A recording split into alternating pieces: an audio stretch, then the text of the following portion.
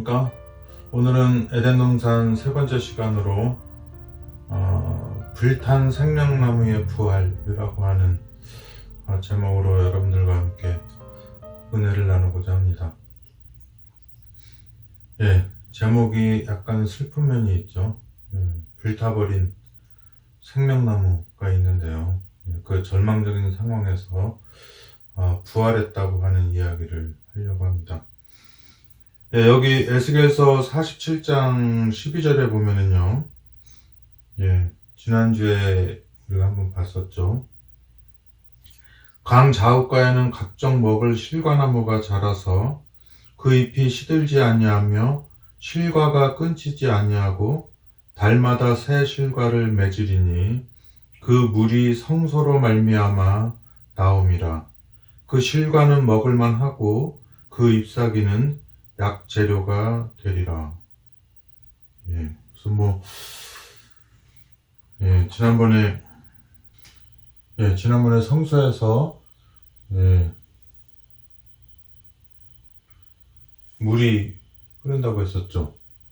성도가 이렇게 있으면은 여기가 이제 여기가 이제 성소 부분이거든요. 성소에는 그 안에 또 성소와 지성소가 이렇게 나눠져 있습니다. 이렇게 이 성소 중앙에는 여기 그 법궤가 있습니다. 지성소 안에 법궤가 있고요. 그 다음에 여기 시장이 있고 이 지성소 여기 중앙에서 나오면은 여기 분향단이 있고요. 그 다음에 여기가 떡상이 있고 그 다음에 여기 7 촛대가 있죠. 그 다음에 여기가 이제 뜰로 나오면 여기 물두멍이 있고 번제단이 있습니다. 그러니까 이게 이 정사각형 2개가 되어 있는데요. 각각 중앙에 이쪽 성소 쪽에는 중앙에 지성소가 있고 지성소 중앙에는 또 법궤가 있고 법궤 속에는 십계명이 들어있죠. 그 다음에 이제 여기가 지성소 중앙에 이제 하나님의 보좌가 되겠습니다. 하나님의 보좌. 그리고 그 법궤 위에 이제 시은자, 은혜를 베푸는 이렇게 의자가 있고요. 보좌가 있고 거기서 이제 하나님께서 은혜를 베풉니다. 그래서 이제 은혜를 베풀기 때문에 여기로 물론 죄인이 들어가면 이제 벌을 받겠지만 우리의 중보자가 있으니까 그 지난번에 히브리서 10장에 담대하게 열어놓은 희장길로 들어가자 그런 얘기가 있었고요. 그 다음에 이 뜰에는 또 정사각형인데 그 가운데 또 이렇게 번제단에 이렇게 양이 죽어 있는 장면이 있습니다. 그래서 물두멍, 번제단 이렇게 있어요. 그래가지고 이제 여기 성소 있는 쪽이 서쪽이고 그 다음에 이렇게 동쪽으로 쭉 나오게 되는 거죠. 여기 이제 지성소가 이제 에덴이면 이제 에덴의 동쪽으로 이렇게 나오는 거죠. 그래서 이 사람들이 늘 예배를 서쪽을 향해서 드리게 되는 거죠. 왜냐면 에덴 동산 쪽으로 해서 동편으로 해서 나왔으니까 서쪽을 향해서 이렇게 예배를 드리게 되는 겁니다. 그 다음에 이제 여기 이쪽 위가 북쪽이고 여기 아래가 남쪽이죠. 그리고 이제 서쪽으로 나오면 여기 문이 있어요. 양의 문이 있고 이렇게 되는 거죠. 그래서 이제 이쪽에는 그 문이 있는 쪽에는 이제 뭐냐면 아론 지파가 있고 제사장으로 봤을 때 아론 지파가 있고 그 다음에 유다 지파 그러니까 이쪽에 있는 거죠. 그리고 서쪽 대표 지파는 에브라임, 북쪽 대표 지파는 단, 그 다음에 남쪽 대표 지파는 르벤 이렇게 있습니다. 그럼 이제 여기 성소에서 이렇게 강이 흘러간다고 했죠. 당연히 우리가 보면은 그 한강의 수원지는 어디예요? 저기 동쪽, 그 강릉 쪽 이런 쪽으로 가게 되죠. 이렇게 우리나라 동쪽으로 강원도 쪽으로 가면은 한강의 수원지가 있는 곳 아시죠? 그 다음에 이제 이집트의 나일강 같은 데는 뭡니까? 에티오피아 그쪽까지 가고 있고요. 그 다음에 하여튼 우리 그랜드 캐년에 흐르고 있는 그 콜로라도 강은 로키 산맥 그쪽까지 가는 거죠. 그러면 이제 이 에덴에 있는 이 강은 발원지가 어딘가? 이 성소라고 했죠, 성소. 예, 그래서 오늘은 이게 그 제목이 이렇게 불타버린 이 나무, 불타버린 생명나무의 부활이라고 했으니까 여기 이제 강이 흐르는데 이제 강 좌우에 이렇게 뭐 생명나무가 많이 났다고 그랬잖아요. 예, 생명나무. 예, 생명나무가 많이 나 있는데 이 생명나무가 많이 나 있는데 결국엔 우리에게 그 생명을 유지해 주는 그 영양분을 주는 것이 열매가 되겠죠. 열매. 예. 예, 열매가 나는 것입니다. 그러니까 결국에는 뭐 잎사귀는 약재료가 되고는 이렇게 되지만 우리가 이렇게 먹고 생명을 유지하는 나무는 아무래도 열매를 먹어야 되겠죠. 예, 뭐 치료 차원이 아니고 생명을 유지해 주는 그런 장치가 되겠습니다. 근데 여러분 우리가 잘 알겠지만은 뭐 한강은 뭡니까? 한강은 강원도 쪽에서 발원해서 오고 그리고 콜로라도 강은 럭키 산맥에서 발원해서 온다고 했죠. 우리가 잘 아는 유프라테스 강, 티그리스 강 이거는 아나톨리아 산맥 그쪽에서 이렇게 발원돼서 내려오는 거 우리가 자주 봤습니다. 그렇게 어느 그 지역에서 물이 발원해서 이렇게 나와야지 되는데 뭐 럭키 산맥에 뭐 물이 녹아서 왔다든지 뭐 어디서 어느 산맥에서 이렇게 뭐 나무 뿌리에서 이렇게 물이 나와가지고 샘을 이루어가지고 그것이 다 모여가지고 강이 이루었다 이렇게 있는데 이 물은 성소에서 나온다 그랬기 때문에 우리가 성소에서 물이 안 나온다는 사실은 누구나가 다 아는 사실이죠. 이거 성소에서 흐르는 물이 진짜 물이고 거기서 난 나무가 진짜 나무다 이렇게 생각하는 그 생각이 더 이상한 거죠, 그죠? 예, 성소로부터 물이 나와야지 되는데 그러면은 이제 뭐 저기 그 어떤 수원지로 가서 거기에다가 이렇게 성소를 지어야지 되는데요. 예, 아무튼 이 물이 흘러 내리고 여기 생명나무 잎사귀들은 예, 약재료가 되고 이 생명나무 열매는 우리 생명을 주는 거죠. 예, 성소로부터 나오는 생명나무 굉장히 의미가 많습니다. 예, 그래서 이제 지난주에 또 얘기했지만 이것을 우리가 사람에게 적용을 시켰다고 했죠. 그래서 마태복음 3장에는 그 굉장히 의미심장한 얘기가 있습니다.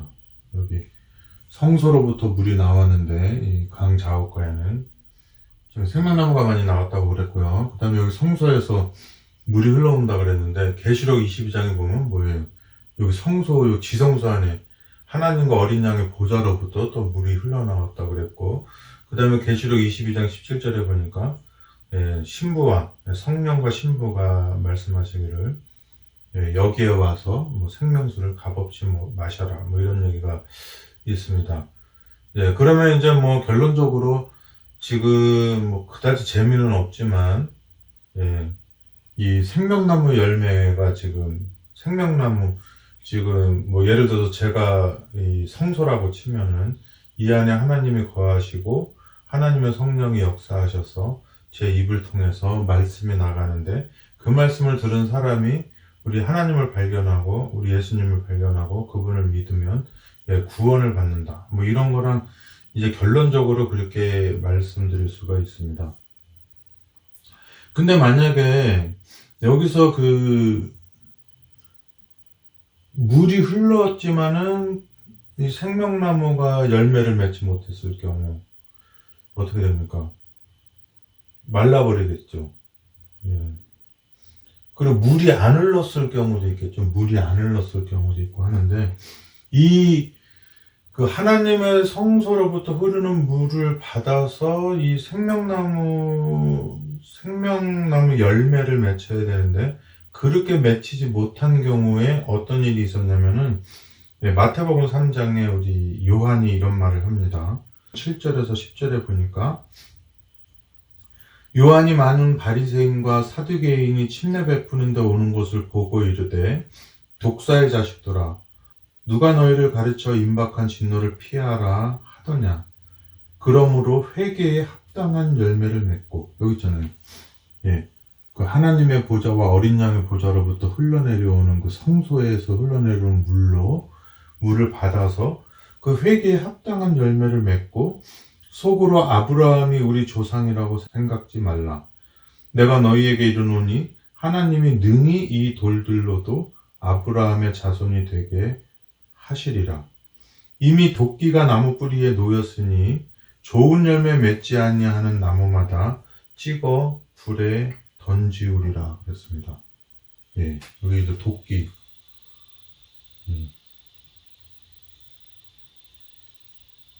도끼가 나오죠. 예, 도끼가 찍어서 불에 던지우리라 그랬습니다. 예, 좋은 열매 맺지 않는 나무마다 찍어서 불에 던지우리라. 예, 분명히 하나님께서 세상을 만드시고 거기 사람을 만드시고 그리고 사람이 하나님을 섬기고 살아가는 것이 사람을 사랑하고 하나님을 사랑하고 사는 것이 행복하게끔 다 만들어냈는데 그렇게 되지 못한 상태가 됐을 때 도끼로 찍어서 불에 던지우겠다 이런 얘기를 하게 되는 것입니다. 참 의미심장한 얘기죠. 지금 제가 지난 에덴 동산 방송 때도 말씀을 드렸지만은 이런 지금 사람이 생명나무라고 하는 건 성소에서 흘러내리는 물을 받아서 우리가 버드나무라든지 이런 걸 진짜 한강에 나는 나무지만은 이게 사람한테 나는 열매를 기대하고 했을 때는 성소에서 내려오는 그 하나님의 기별, 지식과 마음과 영적인 모든 면을 통합한 거죠. 그런 것을 갖고 생명에 관련된 인간이 정신적으로, 영적으로, 육적으로 살아갈 수 있는 모든 것에 관련된 그런 물에 대해서 얘기하고 있는 것이죠. 그래서 이 말을 들은 이 성경을 아는 유대인들은 그 말을 다 아는 것이죠. 지금 로마의 핍박 가운데 살아가면서 넷째 짐승 로마의 핍박 가운데 살아가면서 메시아를 기다리고 또 그 나라가 해방되고 이런 걸 기다리고 살아가고 있는데 거기에 느닷없이 나타나서 로마를 정죄하는 것이 아니라 자기네 자신들이 오히려 멸망을 당할 거라고 하는 그런 얘기를 들었을 때 정말 이들은 이제 당혹할 수밖에 없는 것이죠. 그래서 이제 그런 얘기를 마태복음의 침례요한만 말한 것이 아니고 바울도 그런 얘기를 했습니다. 로마서 11장에 그러므로 하나님의 인자와 어미를 보라. 넘어지는 자들에게는 어미가 있으니 너희가 만일 하나님의 인자에 거하면 그 인자가 너희에게 있으리라.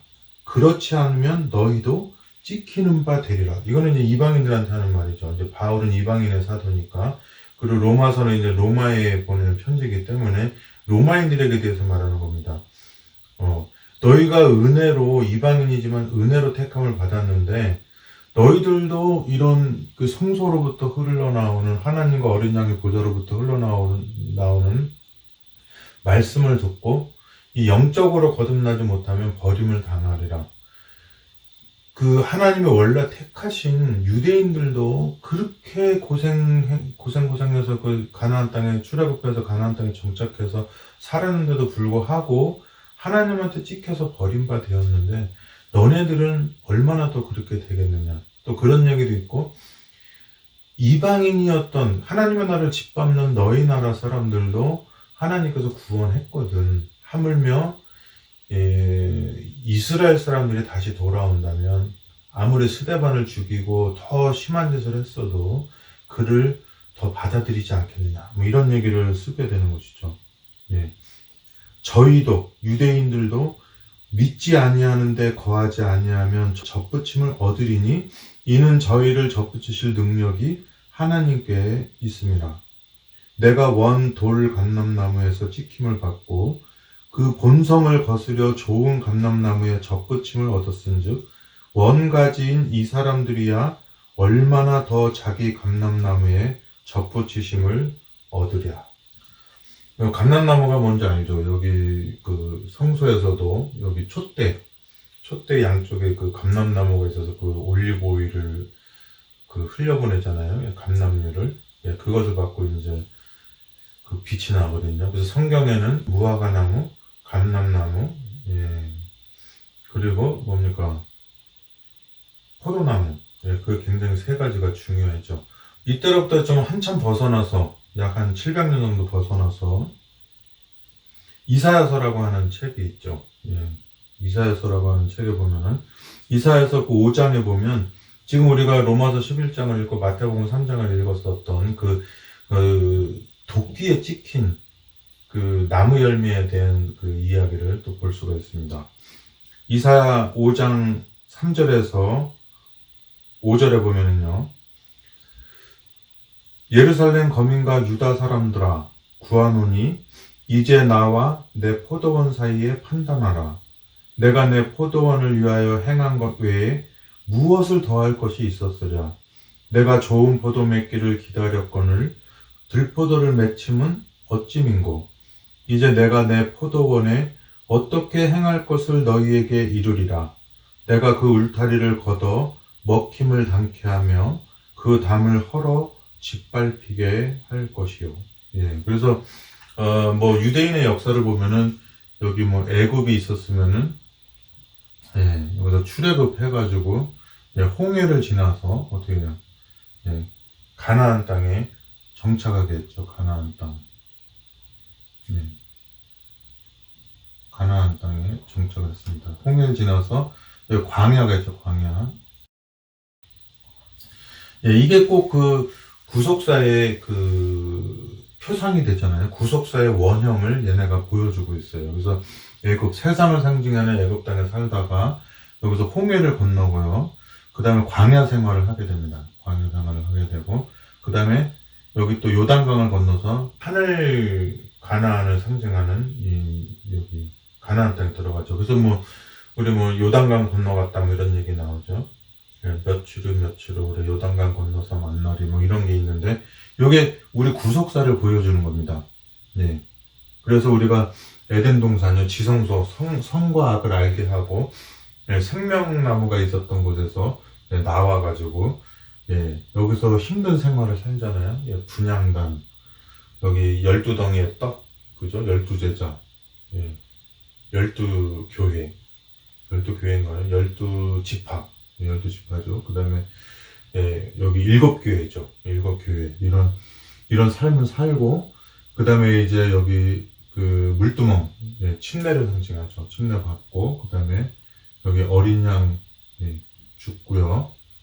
죽음이 있고 그 다음에 바깥으로 나오게 되는데 이 구원은 반대의 과정을 받게 되는 겁니다. 우리 애굽에 살고 있다가 세상에 양의 문을 통해 들어가서 어린 양을 바라봅니다. 어린 양을 바라보고 그 우리 6월절 어린 양이라고 하잖아요. 그래서 애굽 땅에서 이제 뭡니까 양을 잡고 그 다음에 여기 물두멍이 있죠. 홍해를 지나고 그 다음에 여기 분향단 떡상 그 다음에 7촛대 7교회 여기 그 광야 생활을 하게 되죠.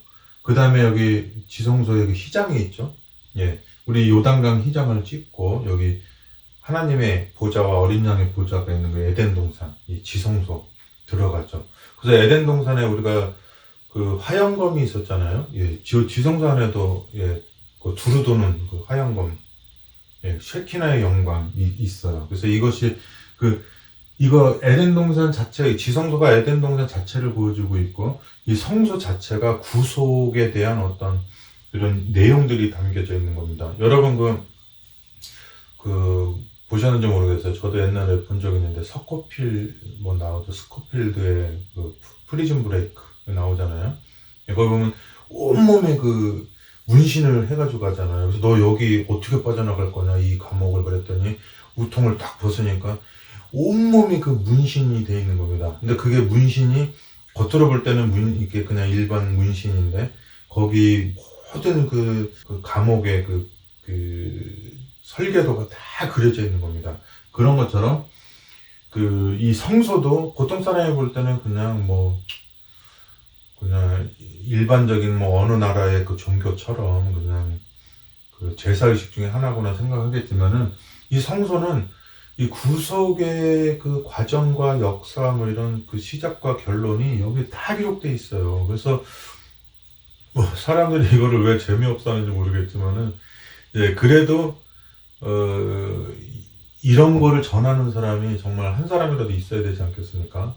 예, 그래서 예, 많은 사람이 인기가 없지만, 예, 막 이렇게 뭐 누가 가서 어떻게 돼서 뭐 저기 대신 죽었습니다. 뭐 어머니가 옷을 벗어서 아들을 입혀주고 자기는 빨리 벗어서 죽었습니다. 뭐 이런 뭐 노숙자를 도와줬는데 뭐 그거 어떻게 됐습니다. 이렇게 은혜로운 이렇게 재밌고 뭐 슬픈 감동적인 어떤 인간사들이 많이 있지만은 이게 참 외롭게도 예, 마치 그 시대를 잘못 타고났기도 했고, 그게 오히려 시대가 잘 타고난 거죠. 그런 사조가 없기 때문에, 예, 그런 화풍이 없기 때문에 본인이 그걸 개발할 수 있었던 거죠. 예, 피카소나 이런 경우처럼, 예, 그 자기 전 때까지는 없었던 거를 자기가 이렇게 하는 게 있는데, 예, 어떻게든지 외로워도 그 프리즌 브레이크의 그 서코피르라고 하는 동생이 그 온몸에 그 문신으로, 그 간수들이 볼 때는 그냥 이렇게 일반적인 문신인데 그 안에 모든 그 감옥의 그 도면과 이렇게 설계도가 다 이렇게 기록이 되어 있는 것처럼, 이, 이 재미없는 것 같은 성소 이야기에 정말 우리 가족과 뭐 친족, 친지, 지인들, 친구들을 다 구원할 수 있는, 예, 그런 이야기들이 다 여기 있는 것입니다. 근데 그거 뭐 모세 당시 때도, 이것을 기록했던 모세 당시 때 사람들조차도, 예, 홍해가 갈라지는 거 보고 광야에서 만나가 내리는 거 보고, 예, 생수가 터지는 거 보고 그거 다 본 사람조차도 안 믿었는데, 지금 이제 뭐 무신론이 판치고 있는 이런 세상에 누가 이런 걸 듣겠습니까? 그래서 그럼에도 불구하고 이런 거를 꾸준하게 들으시고 또 이렇게 연락해 주시고 하는 분들 보면은, 야, 정말 예수님께서 이렇게 구원받은 사람들은 이렇게 그게 뭐 정해져 있다고 하더만 그게 진짠가 하는 생각도 들고 그래요. 이게 뭐 예정설은 아닙니다. 이게 정해져 있다는 말은 내가 이거 선택한다는 얘기지. 예, 지금도 누구나 이렇게 선택하면 되는 거지. 이제 딱 정해져 있고 그러면 뭐하러 이렇게 죽으라고 할 필요가 없는 거죠. 그 사람은 어떻게 살아도 구원받을 거고, 안 그런 사람은 아무리 착하게 살아도 마지막에 잘못될 건데, 예, 이제 그런 뜻은 아니고, 누구든지 그 정해져 있는 사람들은 믿는데, 그 믿는 것은 본인의 자유의지입니다. 예, 그래서 80억 인구가 살았는데 그 중에 한 명이 구원받더라도 그 한 명이 내가 되면 되는 거예요. 예. 그 하늘나라 가면 또 80억에 닿을 수도 있죠. 왜냐하면 그 한 명이 다 온 거가 되는 거기 때문에 그렇습니다. 그래서 이 인식론적으로, 이건 뭐 이 인식론은 뭐 제가 생각하는 인식론이에요. 일반적으로 철학적으로 말하는 인식론이 아니고, 예, 그래서 인식론적으로 봤을 때는 이 우주에 있는 모든 것들은 내 인식이 바라보고 있는 어떤 그 인식의 한계 속에서 느껴진 어떤 현상인 거지, 그게 보이는 게 다가 아니라는 거죠. 어쨌든 내가 보는 것을 주관적으로, 내가 내 눈에 이렇게 포착된 모든 장면들이나 느낌들을 내가 주관적으로 이렇게 판단하게 되는 것이, 이제 그런 것이 이제 지금 이 주관적 인식론인데요. 예. 물론 제가 한 말입니다. 이거는 뭐 어디 철학책이나 이런 데 나오는 것이 아니고, 예. 그런 의미에서 이 구원은 하나님과 나하고 1대1의 관계예요. 예. 이 세상 뭐 79억 9,999만, 9,999명이 뭘 어떻게 믿던 저랑은 일단은 관계가 없는 것이죠. 예. 제가 뭐 설득하고 뭐 이럴 수는 있지만은, 예, 없는 것입니다. 오직 성경에서 말한 대로 오직 여호와께서는 나만 알았나이다.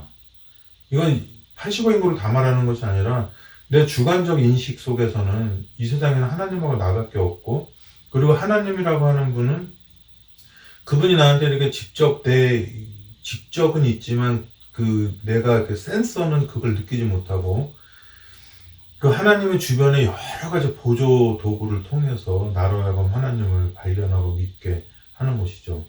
예, 보조도구라고 하니까 우리 뭐 주님의 도구 이런 말 들어봤잖아요. 그래서 다니엘이라고 하는 분들이라든지 에스겔 뭐 이사야라고 하는 분들은 그분들은 객관적으로 보면 저보다 훨씬 더 가치가 있고 훨씬 더 믿음이 좋고 훌륭한 분들이긴 하지만 제 주관적 인식 속에서는 그 다니엘이나 이사야나 뭐 모세나 심지어는 하나님까지라도 다 객체고 저한테는 도구가 되는 것이죠.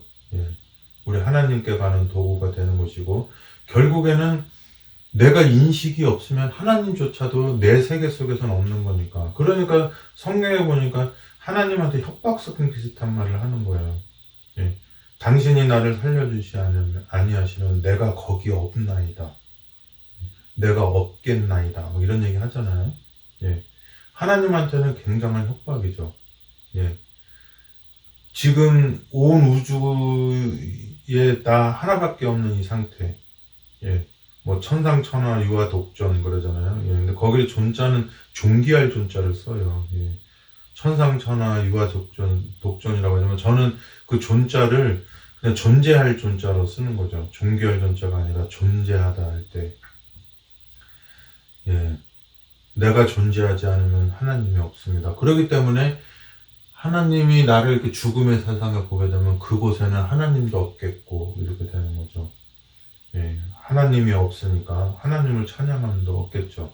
왜냐하면 하나님은 계시지만 내 인식이 사라졌기 때문에 그 하나님이 존재한다고 하는 것을 느끼고 받아들이고 그분과 사람으로 교제하고 여러 가지 반응을 하게 될 자유의지를 가진 아주 독특한 존재가 하나님의 형상을 닮은 하나님의 특성을 가진 그 존재가 사라졌기 때문에 그 사라짐을 당한 존재가 고통스러운 게 아니라 그 사라짐을 당한 그 존재를 영원토록 생각하고 살게 될 또 다른 존재가 당하는 고통이죠. 예, 그러기 때문에 하나님 앞에서는 내가 정말 살아드리리다. 이렇게 하는 거죠. 하나님, 내가 살아드리겠습니다. 그리고 나는 하나님이 싫은 게 아니라 하나님이 좋습니다. 내가 평생 살아오면서 여러 가지 종류의 사람을 많이 만나봤지만 평생 같이 살아도 괜찮은 존재, 우리 엄마, 예, 우리 부인, 집사람, 애들, 예, 우리 형제, 예, 그리고 갈수록 옅어져요. 이게 뒤로 갈수록. 예, 그래서 뭐 친구들 뭐 있겠죠. 그리고 막 어중간한 관계들은 참 그게 참 죄송합니다만 제가 말씀을 안 드리겠어요. 진짜 뭐 오던가 말던가죠 사실은. 예. 근데 이게 뭐 뜨거운 사랑이 아니라 이게 뭐 좀 뭐냐면은 좀 제너러스한 거죠. 예. 그냥 뭐 우리 그 영어로 저는 feel free 뭐 편안하게 오세요 그런 게 있는데 뭐 우리 가족이나 저 가족이나 뭐 이런 편안하게 feel free 뭐 이렇게 하지가 안 해줘. 너 없으면 나 못 산다 이렇게 되는 건데. 예. 그거의 1인자가 바로 하나님이죠. 예, 하나님은 여러분 없이는 못 삽니다. 예, 그래서 여기 보면은요, 이렇게 어려운 거 몰라도 괜찮아요. 예, 하나님 죽이려면 벌써 죽였죠. 낙제시키려면 벌써 낙제시켜가지고 F학점 줘가지고 쫓아내버렸죠. 하늘나라에서. 예, 근데 필요한 말씀 안 듣고 그냥 뭐 플랜카드에다가 뭐 저기 아이돌 이름 써가지고 막 그 공항에 뛰쳐나가서 그냥 막 그 사람이 아는 척도 안 하는데 걔네들 봤다고 막 울고불고 하고 예 그렇게 하고 하나님은 뭐 없는 것 같아요 막 그러고 뭐 교회 가기 싫어요 뭐 평소에 하나님 하자도 생각 안 하고 살아도 괜찮은 겁니다. 예 하나님이 바라는 건 그냥 너 피투성이라도 살라 제발 살아달라 이 말만 하는 거죠. 아무튼 여기 가나안 땅에 이렇게 심어놓은 겁니다. 딱 심어놔가지고 여기 동쪽에는 뭡니까 지중해 바다가 있고 막 사방에 막 그 뭡니까 여기 사막에 요단강에 염해 바다에 뭐 네게브 사막에 그 주변을 삥삥 둘러서 제 천연적으로도 여기가 그 뭡니까 저기 지중해 쪽에 뭡니까 이렇게 그 해안이 있고 그 위에 뭡니까 그 셰펠레 지역이 있죠. 예, 영어로 푸트힐이라고 그래요. 우리 발등처럼 생겼다 그래서 예, 그래서 이제 유다가 이제 그 이스라엘 산악지대에 있잖아요. 예, 그리고 산악지대 중간에 이제 그 셰펠라 지역이 있는데, 예, 그 높은 곳에 올라가가지고 그 천의 그 지역에서 이렇게 살아가게 된 것이죠. 거기서 하나님의 명령만 잘 순종하고 살았으면 솔로몬이나 다윗처럼 열방에 두려워할 그런 존재가 될 수 있었는데, 그렇게 순종한 역사가 거의 없어요, 이스라엘이. 그냥 히브리서 4장에 보면 아주 전체가, 그 역사 전체가 불순종이라고 볼 수 있을 정도로 이상하게 하나님한테 효도를 못했어요. 그래서 이렇게 찍혀 버림받는 거죠. 그래서 이제 이 이스라엘 백성이 뭐 시편이나 노래할 때도 보면은 뭐 70편이나 이런 데 보면은 막 그 돼지떼들이 와가지고 짐승떼들이 와가지고 막 울타리를 걷어내고 막 다 잡아먹습니다. 뭐 이런 게 나오거든요. 그런 얘기, 이사야서 5장 얘기가 이루어진 게 뭐 시편에도 있고 뭐 노래에도 있고 뭐 또 모세오경의 예언도 돼 있고 다 그래요. 그래서 이제 그 이사야서에는 일단은 뭡니까 이제 그 아직 그 남방유다가 멸망당하진 않았지만은 우리가 지금 공부하는 그 처음에 그 에스겔 47장 읽었죠. 공부하는 그 에스겔서에는 이제 그 여기 그 에스겔 47장에 나왔던 성소에서부터 내리는 이 물로 양류감을 받았던 이 생명나무들, 그리고 이 에스겔 31장은 아예 그 에덴이라고 하는 표현을 써요. 그 나무들이 이게 뽑혀서 멸망당하는 장면이 나옵니다. 이 도끼로, 마태복음 3장에 나왔죠. 도끼로 찍어서 불에 던지겠다 이렇게 했는데, 이 도끼의 역사가 있어요. 아까 이사야 5장에 그 포도나무 들포도 나왔죠. 내가 애굽 땅에 사는 너희들을 모세를 말미암아 출애굽 시켜가지고 그 너네가 상대도 안 되는 그 강한 나라를 다 이 하나님이 친히 물에다 빠뜨려 죽이고, 또 너희들을 광야로 인도해서 40년 동안 기적을 보여주고, 또 가나안 땅에 니네가 그 편한 땅이었냐, 거기 이미 가나안 거민들이 다 있었던 데를 너네들이 막 이렇게 삥삥 돌기만 해도 막 여리고성 무너지듯이 막 무너지고 해가지고 너네 그 땅을 차지한 거 아니냐. 그렇게 많은 역사를 보여줬는데 너희들은 어떻게 해서 모압이나 암몬이나 뭐 어떤 뭐 바벨론이나 뭐 아수르나 얘네들은 지조 있게 자기네 신만 섬기는데, 블레셋이나 너네들은 온 나라의 종교를 알고 싶으면 너네 나라 가도 될 정도로 종교 박물관이 됐느냐, 하나님만 안 믿고. 그렇게 했는데도 불구하고 하나님께서는 그들에 대한 사랑과 애정을 정말 끝까지 보여주시고 지금까지 보여주시고, 그리고 이 로마서 11장에 바울이 말한 대로 너네 이방인들도 지금 유대인한테 갔던 그 기별이 너희에까지 너네가 구원을 받았는데 그 기별을 받은 원백성은 얼마나 너희보다 더 아끼겠느냐. 그죠? 하나님이 성경을 볼 때마다 그 이스라엘 역사를 통해서 세상을 구원하는 그들을 표상으로 삼아서 원형을 설명해주는 그거 할 때마다 얘네들 생각나지 않았겠습니까? 다니엘의 기도와 여호수아와 모세와 아브라함과 얼마나 많은 이적과 기사들을, 또 그들의 그 노독들과의 그 나누었던 어떤 여러 가지 감성이라든지 감정이라든지 이런 것들이 다 주마등처럼 떠오르면서 그들의 그 백성들을 그리워하고 살아가겠습니까? 아무튼 에스겔 15장에 보면은 그 버림당하는 그 장면이 나오게 돼요.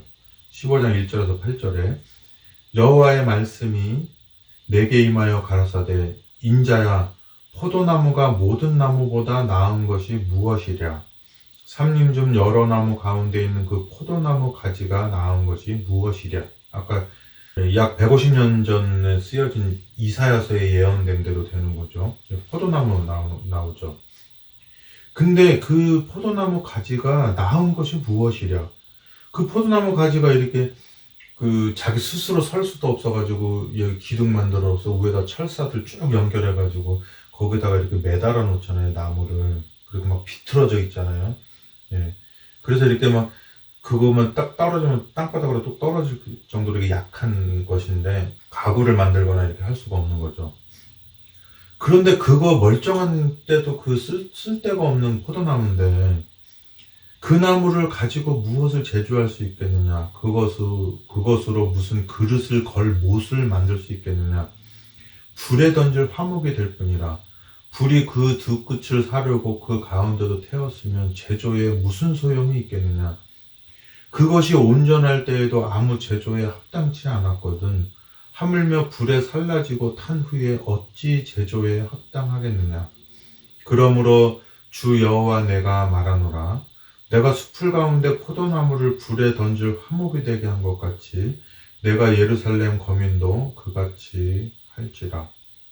내가 그들을 대적한즉 그들이 그 불에서 나와도 불이 그들을 사르리니 내가 그들을 대적할 때에 너희가 나를 여호와인 줄 알리라.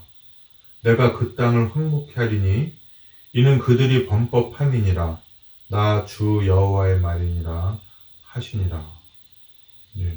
여기 아까 마태복음 3장에 읽었죠. 10절에 이미 도끼가 나무 뿌리에 놓였으니 이 회개 합당한 열매를 맺지 않는 자마다 찍어서 불에 던지겠다라고 이렇게 말씀을 했는데요.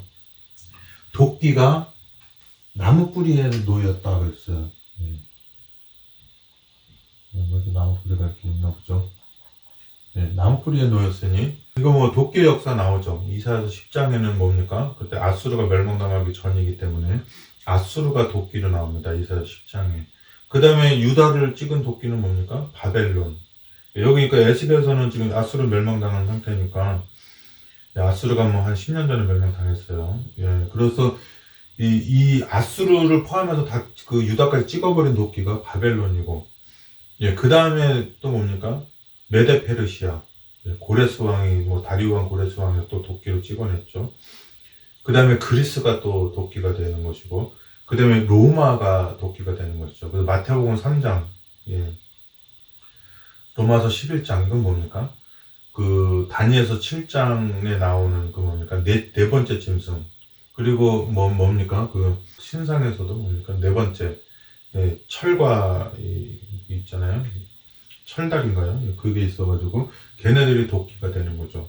도끼가 나무에 놓였다 그랬습니다. 그래서 뭐 퀴즈를 낸다 그러면 에스겔서 15장의 도끼가 뭡니까? 그러면은 바벨론이죠.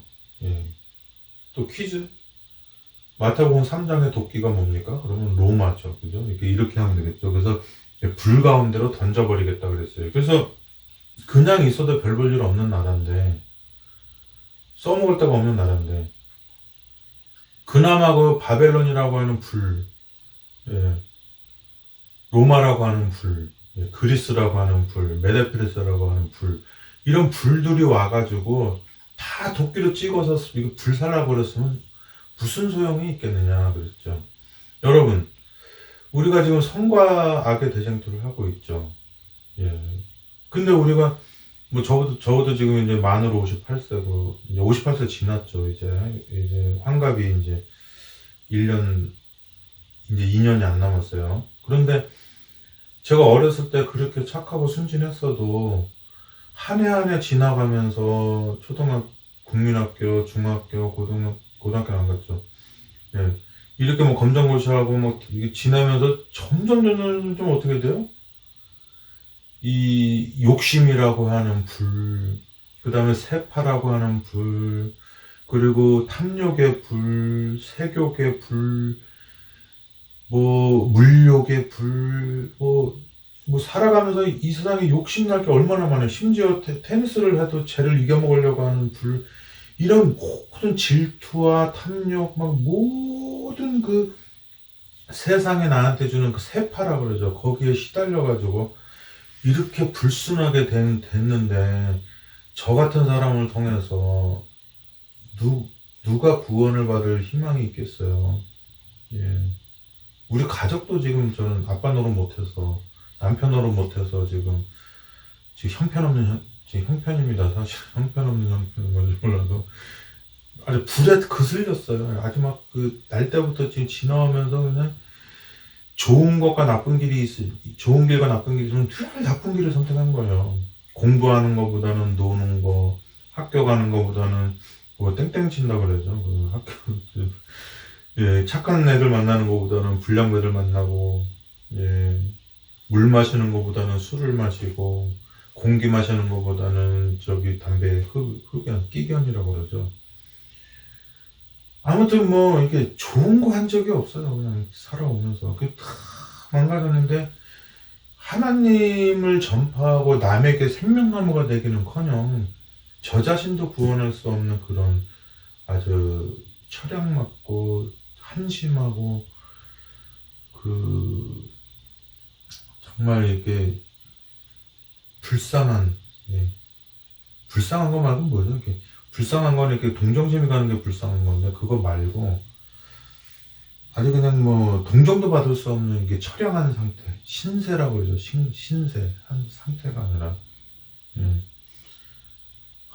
그래서 한많은 이 세상 살아가면서 이 생명나무 열매가 되는 것이 아니라 점점 쓸모없는 열매가 되어가고 지금은 그래도 못돼 처먹었어도 이 젊었을 때는 그래도 예쁘장한 거로 또 어떻게 했는데 지금은 이제 늙어서 할아버지 되니까 아무도 아는 척도 안 하고 지금도 이게 배를 감추고 있잖아요. 이게 안 감추고 있으면 이게 배가 뿔룩 나오기 때문에 이렇게 화면도 이렇게 아랫배 안 나오는 시점까지 다 해놓고 있기 때문에 이제는 뭐 옛날에는 못돼 처먹었어도 이렇게 좀 이렇게 잘 꾸며가지고 이렇게 좀 잘 볼 수 있었는데 할아버지니까 할아버지가 돼가니까 이제는 뭐 부인조차도 자기도 이제 늙는구나, 막 늙었구나, 늙는구나가 아니라 늙었구나. 엄마 아빠한테서 지금 할아버지 필이 나요.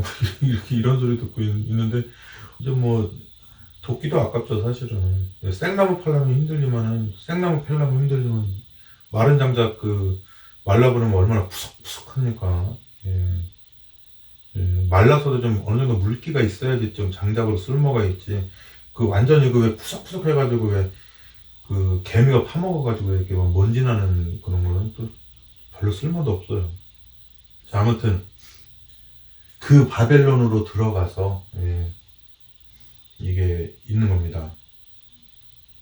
범법해서 가치가 없기 때문에 3차에 걸쳐서 완전히 이제 찍어서 이제 바벨론으로 완전히 가는 겁니다. 그래서 이제 뭐 시편에 보면은 이제 뭐 우리 그 팝송에도 나오지만은 이제 바벨론 강가에서 이제 우는 장면이 나오죠. 예, 울고 이제 바벨론 강변에 그 뭡니까 수금을 걸어놓고 이제 막 그 이스라엘을 추억하면서 노래 부르는 겁니다. 막 일제 시대 때 막 그 끌려갔잖아요. 내가 저도 러시아 성에 갔다 왔는데 거기 가서 뭐 울밑에선 봉선하여 부르고 막 이렇게 하는데 그게 우리나라 땅에서는 그렇게 와닿지가 않죠. 근데 이제 외국 땅에서 포로로 잡혀가서 그런 노래 부르면 눈물이 나죠. 아리랑도 부르고. 근데 우리끼리 모였을 때 부르면 되는데 또 막 일본 사람들이 불러다가 니네 나라 노래 불러보라 그러면 또 망한 나라 노래 부르는데 또 얼마나 조롱당하겠어요. 보호해줄 사람도 없고. 예. 그렇게 해서 이렇게 그 남방유다라고 하는 한 국가가 605년에 여호야김, 597년에 여호야킨, 그리고 586년에 시드기야 이렇게 세 번에 걸쳐서 멸망을 당하게 되죠. 그래서 이제 그 에스겔서에 보니까요 그런 이 비참한 불에 넣어진 그런 운명을 보게 되는데 이 605년 여호야긴이죠. 여호야김 그 다음에 597년 이때가 605년 그 다음 597년 2차 멸망이 뭡니까? 이때가 여호야긴 그 다음에 586년 이때가 시드기야죠. 그래서 이제 이 이스라엘의 그 석방령도 세 번에 걸쳐서 하게 되고요. 처음에는 538년 석방령이 아니라 이제 성전을 다시 건축하고 이제는 그 니네 종교를 마음대로 믿어라. 너네가 원하는 대로 믿고 이렇게 살아라. 굉장히 페르시아의 그 고레스 왕이 이거를 그 성전 건축령을 내리죠. 그래서 이제 이 고레스 왕이 이제 예수님을 상징하는데요. 그 다음에 이제 뭡니까? 520년 이때 이제 다리오 왕이 또 2차 건축령을 내립니다. 그 다음에 세 번째로 457년 BC 전부 BC입니다. BC 457년에 아닥사스다 왕이 3차 저기는데 이거는 그냥 성전 건축령이 아니라 그냥 마치 그 자치령이랑 똑같아요. 예. 그런 데가 어디가 있죠? 미국에는 나바호. 예. 그 다른 데는 이렇게 인디안 보호 레저베이션 이렇게 보호구역이라고 하는데 나바호는 네이션이라고 하고요. 그리고 추장이라고 안 그러고 프레지던트라고 부릅니다. 예. 그 네이션이라고 돼 있어요. 나바호 네이션. 예. 그러니까 미국이라는 국가 안에 그들 또 하나의 국가가 있는 거죠. 그래서 뭐 중요한 거는 또 미국이 다 마음대로 하지만 예. 그래도 예. 국가적인 그런 형태를 갖추고 있습니다. 예. 그런 것처럼 여기 남방 유다도 뭡니까? 이제는 메데 페르시아 시대 때 아닥사스다 왕 때는 이제 너네 나라 문제는 너네가 처리를 해라. 뭐 이렇게 해서 예, 총독은 뭐 수룹바벨 뭐 이런 거 있잖아요. 제사장은 뭐 여호수아, 예, 총독은 느헤미야, 뭐 제사장은 뭐 예스라 뭐 이런 거 있잖아요. 예, 그렇게 해가지고 이제는 그 자치적으로 나라를 운영할 수 있는 예, 그런 특권을 예, 자치령을 이제 457년 BC 아닥사스다 왕 때 가지게 되죠. 그때 이제 요게 520년도에 기록된 책이 뭡니까? 이게 스가랴서랑 그 학개서죠, 그죠? 예, 학개 스가랴 말라게 이렇게 나오는 학개서랑 스가랴서가 기록이 됐는데, 예, 그 스가랴서 3장에 보니까 이제 바벨론이라고 하는 불에서 나왔다 이제 그런 개념이 있는 거죠. 예, 스가랴서 3장 1절부터 5절에 보니까 대제사장 여호수아는 여호와의 사자 앞에 섰고 사단은 그의 우편에 서서 그를 대적하는 것을 여호와께서 내게 보이시니라. 여호와께서 사단에게 이르시되 사단아 여호와가 너를 책망하노라. 예루살렘을 택한 여호와가 너를 책망하노라. 이는 오랫동안 그 왕들이 타락하고 남방유다 북방이스라엘 이렇게 나라가 분열되고 양쪽 나라에서 어마무시한 범죄의 세월을 보낸 다음에 망해가지고 이제는 옛날 자치령이 있었을 때처럼 종교를 그냥 온전하게 섬기지 못하고 그 바벨론이라고 하는 그 불구덩이에서 그냥 얼마나 문화적으로 정신적으로 경제적으로 거기에 완전히 종속되고 살아서 망가진 애들인데 걔네들한테서 너가 뭘 바라느냐? 아담과 하와의 아들, 딸로 태어난 게 아니라 수많은 세월 동안 타락한 유전자적으로 그런 부모 밑에서 태어나가지고 또 초등학교 들어가면서는 부모 손밖에서 가서 온갖 거기서 그 금수저, 흙수저, 뭐 은수저 그거 하면서 또 아이들한테 뭐 도태당하지 않으려고 경쟁하고 살아가고 쟤를 짓밟아야지 내가 이기고 그렇게 초등학교, 중학교, 고등학교 나오고 대학교 들어가서 막 죽자고 살자고 해가지고 취직하고 제가 들어가면 내가 못 들어간다 이런 식으로 해서 막 하는 데다가 강대국 약소국 있어가지고 막 그 국제적인 관계 속에서 불안한 가운데 살아가고 막 여러 가지 빚지고 학자금 융자니 뭐 그 수많은 그리고 뭐 실업 당하고 또 뭡니까 또 나이 들어가서 더 이상 이제 힘도 없고 미래도 없고 아무것도 없어서 생존하기 위해서 모든 것을 발버둥치면서 살아온 얘한테서 너는 뭐를 바라느냐. 그러기 때문에 나도 얘네한테 요구하는 게 믿음 하나밖에 없지 않느냐. 하나님 도대체 나는 이 땅에 태어나고 싶은 생각도 없었는데 왜 태어나게 해서 이렇게 온갖 사슬에 묶여가지고 정신적 육체에서 사슬에 묻혀서 고생하고 살다가 결국에는 마지막에 죽을 때 그냥 뭐 호스피스 병동에서 이렇게 그렇게만 죽어도 다행이지 길바닥에서 얼어 죽을 수도 있고 너무 오래 살면 자식도 없어가지고 나 보살필 사람도 없고 너무 일찍 죽으면은 또 남겨놓고 사랑하는 사람 남겨놓고 갈 수도 없고 이 진퇴양난에 100만 가지로 진퇴양난에 빠져든 인생 가운데 생존하면서 발버둥치니 사람에게 내가 뭐를 바라겠느냐. 그냥 나를 존재하게 하신 하나님께 모든 걸 맡기고 좋은 걸 주든지 나쁜 걸 주든지 만든 분이 알아서 주겠지 하고 맡기고 살아가는 것 외에는 뭐가 있겠느냐. 천하의 나쁜 놈들 많이 만났지만 걔네들도 하나님이 허락했으니까 나한테 온 거지. 그리고 나는 당하기만 했나요? 또 나도 누군가의 걸 많이 뺏어먹고 살지 않았겠습니까? 특히 우리 어머니. 예. 우리 어머니 피 빨아먹고 사는 흡혈귀 같은 놈 아니겠습니까, 제가.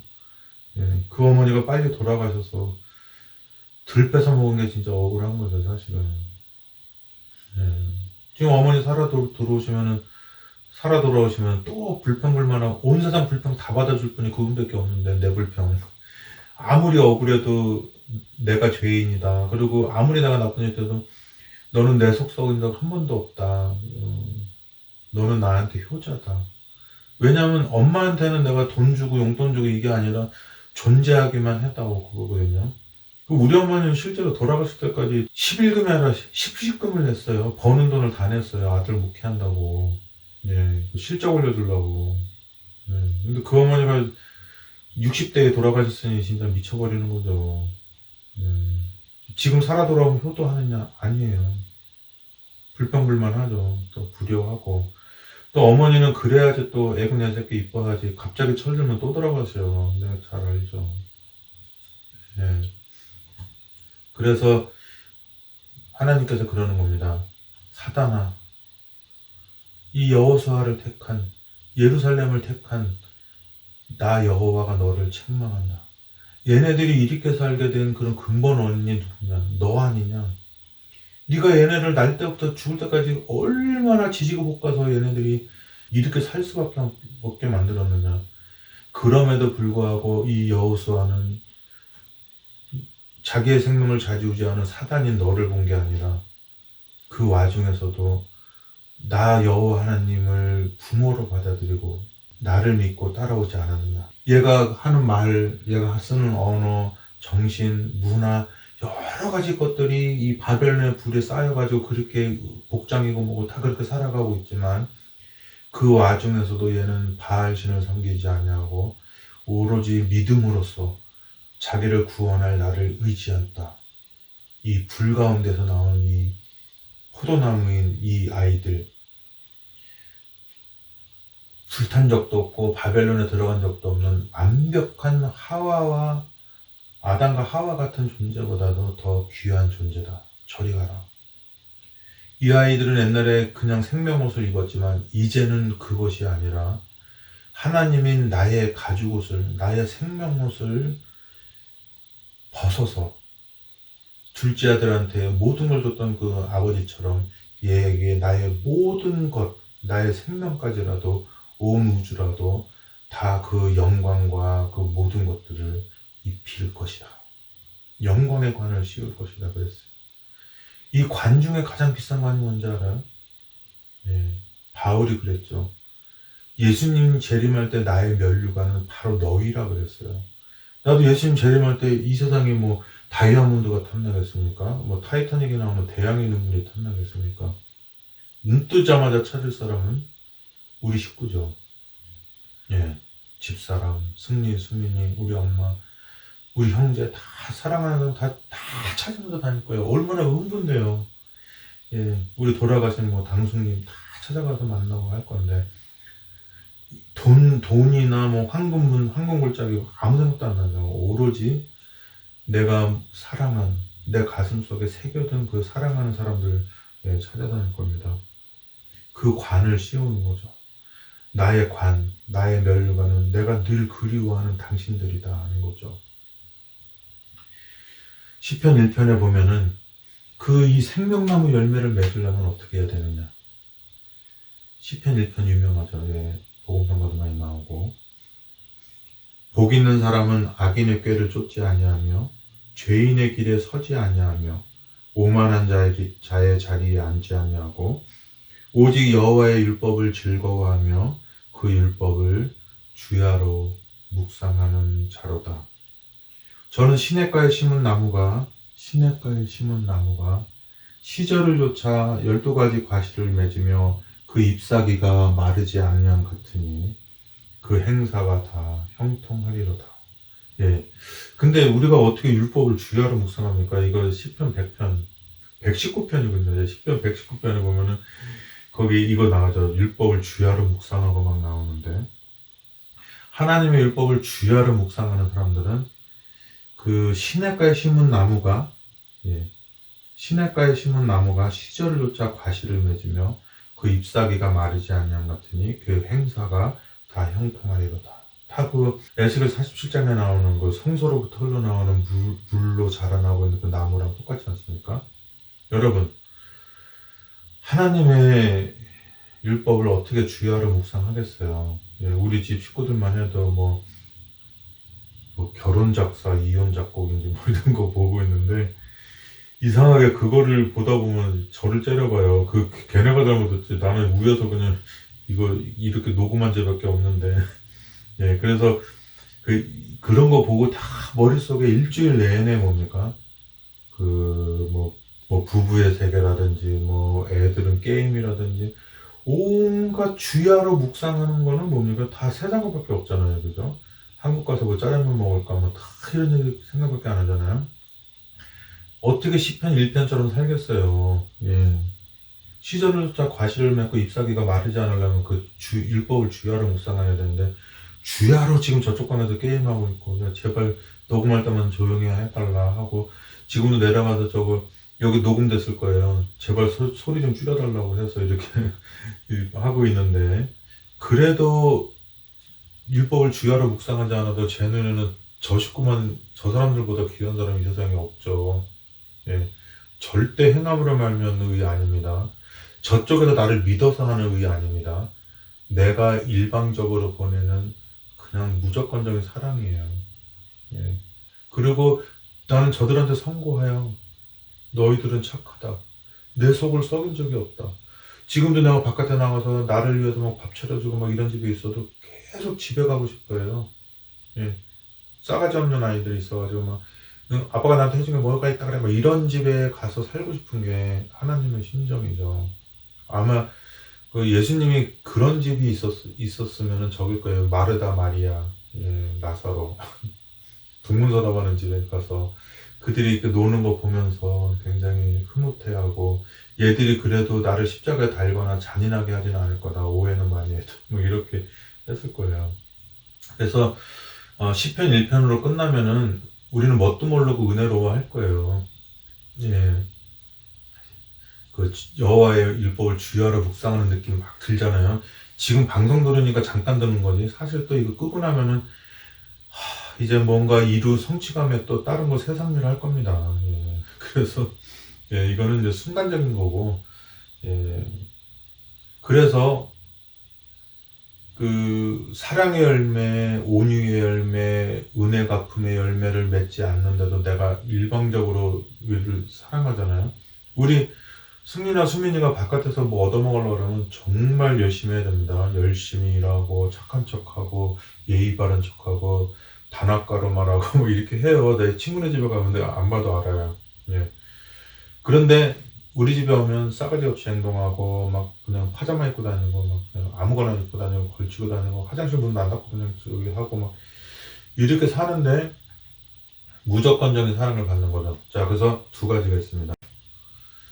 이 생명의 열매를 맺는 거는, 예, 주의 말씀을 주야로 묵상하는 게 있고, 둘째는 뭐냐면 우리 승리수민이가 나한테 와서 정말 은행빚 독촉하는 것처럼 나한테 막 해준 것도 없이 막 더 해달라고 막 이렇게 하거든요. 예, 그렇게 의로워지는 게 있습니다. 그게 뭐냐면은 율법을 주야로 묵상하는 것이 아니고, 싸가지 없는 애들아 나에게로 오라. 너 지금 테레비 봤지? 너 지금 뭐 야구 봤지? 뭐 지금 너 막 소풍 가면 막 기절하고 죽지? 너 노래방 가지? 클럽 갔지? 뭐 술 먹었지? 뭐 별거 많잖아요. 근데 그래서 너가 시편 1편의 그 열매를, 생명 열매를 맺지 못하고 잎사귀도 말라 비틀어져 가고 있는데, 그런 너라도 생명나무 열매를 맺을 수 있는 길이 있다. 십자가상의 강도라도 로마의 백부장이라도 문둥병자라도 이 세상에서 저주를 받아가지고 막 버림받은 거라사 광인일지라도 내게만 오라. 값없이 너희에게 그 열매를 맺을 수 있는 생명수를 너희에게 주리라. 그런 게 있어요. 요한복음 15장에 내가 참 포도나무여 내 아버지는 그 농부라. 물은 내게 있어 과실을 맺지 아니하는 가지는 아버지께서 이를 제해 버리시고 무릇 과실을 맺는 가지는 더 과실을 맺게 하려 하여 이를 깨끗게 하시느니라. 너희는 내가 일러준 말로 이미 깨끗하였으니 내 안에 거하라. 나도 너희 안에 거하리라. 성소잖아요. 성소가 뭡니까? 내가 너희와 함께 하리라 그러잖아요. 가지가 포도나무에 붙어있지 아니하면 절로 과실을 맺을 수 없음 같이 너희도 내 안에 있지 아니하면 그러하리라. 나는 포도나무요 너희는 가지니 저가 내 안에 내가 저 안에 있으면 이 사람은 과실을 많이 맺나니 나를 떠나서는 너희가 아무것도 할 수 없습니다. 하나님, 저는 성소에서 나온 물로 산 것이 아니라 나가서 온갖 그 나쁜 환경 속에서 자라면서 나쁜 열매만 맺는 그 악한 열매가 되었습니다. 저 같은 사람도 구원받을 수 있겠습니까? 저는 그런 삶을 살지 않았기 때문에 절망적입니다. 주여, 당신이 오시는 날 그냥 당신이 나를 승리와 수민이처럼 기억해 주시기 바랍니다. 그냥 거하는 것 때문에, 존재하는 거기 때문에, 하나님의 장막이 나와 함께 하기 때문에, 우리가 서로 그 생명으로 연결되어 있는 존재들이기 때문에 내 죄를 보지 마시고 그 존재적 나를 구원해 주시기 바랍니다. 나를 기억해 주시기 바랍니다. 나는 당신과 함께 비즈니스 하고 싶은 생각은 없고 나의 존재의 근원을 감성적으로 깊이 사랑하고 열망하고 나 같은 사람도 이 세상에서 버림당해가지고 그렇게 저주받고 살았던 나조차도 넉넉히 품어주시는 당신의 사랑을 보고 나도 그 사랑에 반응한 사랑을 해서 영원히 그 합쳐진 사랑으로 살아가고 싶습니다. 주여, 당신이 이 땅에 임하시는 날 나를 기억해 주옵소서. 지금 내가 너에게 말하노니 너가 나와 함께 낙원에 있으리라. 이렇게 말한 것입니다. 그가 구원받았는데 어느 누가 구원받지 않을 수 있겠어요? 우리가 그렇게 정죄하고 살아도. 나는 포도나무여 너희는 가지니 저가 내 안에 내가 저 안에 있으면 이 사람은 과실을 많이 맺나니 나를 떠나서는 너희가 아무것도 할 수 없습니다. 사람이 내 안에 거하지 아니하면 가지처럼, 에스겔 15장에 그 불 속에 들어갔던 가지처럼, 이사야 5장에 나왔던 버림당하는 가지처럼 내 안에 거하지 아니하면 가지처럼 밖에 버리어 말라지나니 사람들이 이것을 모아다가 불에 던져 사르느니라. 너희가 내 안에 거하고 내 말이 너희 안에 거하면 무엇이든지 원하는 대로 구하라. 그리하면 이루리라. 너희가 과실을 많이 맺으면 내 아버지께서 영광을 받으실 것이요 너희가 내 제자가 되리라. 아버지께서 나를 사랑하신 것 같이 나도 너희를 사랑하였으니 나의 사랑 안에 거하라. 여러분, 성소에서 흘러나오는 물로 그 생명수로 그 뿌리 이렇게 양육을 받아가지고 마르지 않는 잎사귀와 아름다운 생명나무 열매를 맺었습니까? 사랑과 희락과 화평과 온유와 절제 이런 성령의 물을 받아서 그런 어마어마한 그런 그 값어치가 있는 열매를 받았습니까? 아니면 이기적이고 나밖에 모르고 내 것만 챙길 줄 아는 그런 성격으로 자라서 그거를 넘어서 남을 정죄하고 막 이런 가운데 살았습니까? 예. 그랬어도 예수님이 말하는 겁니다. 너희가 내 안에 와라. 나 안에 와라. 어떤 상태든지 와라. 너의 있는 모습 그대로 내게로 와라. 너희가 깨끗해져도 나한테 오는 것이 아니라 너희의 더러움을 너희 스스로 깨끗하게 할 수 없기 때문에 그 할 수 없는 거를 하게 하기 위해서 내가 너를 깨끗하게 할 것이니 너희가 나에게 와라. 그 모든 것들은 나의 일이고 나의 작업이다. 너는 그저 나에게만 오라 하는 거죠. 예. 그래서 그 하나님을 믿는 백성이 아닌 로마의 백부장도, 평생 죄만 짓고 사는 강도도, 그리고 평생 그 남의 뜻하고 착취해먹고 살던 삭개오도, 제대로 신앙심을 가질 수도 없는 거라사 광인도, 문둥병자들도, 다 혈 마른 그 여자도 뭡니까? 옷만이라도 만지려고 해서 왔을 때 예수님은 그 작은 믿음 하나도 놓치지 아니하시고, 예, 그들을 다 받아들이시고 오히려 당신 쪽에서 감지덕지하면서 그들을 구원하신 겁니다. 여러분, 오늘 제가 또 시간을 많이 보냈어요. 네, 많이 보냈는데, 여러분, 이 성소에서 흐르는 물, 예, 이 기별을 받으시고, 설령 이 기별을 받지 못하고 살았다 할지라도, 만신창이로 살았다고 할지라도, 예, 마지막 순간에 우리 하나님 품 안에서 잠드시기 바랍니다. 예, 열매 맺는.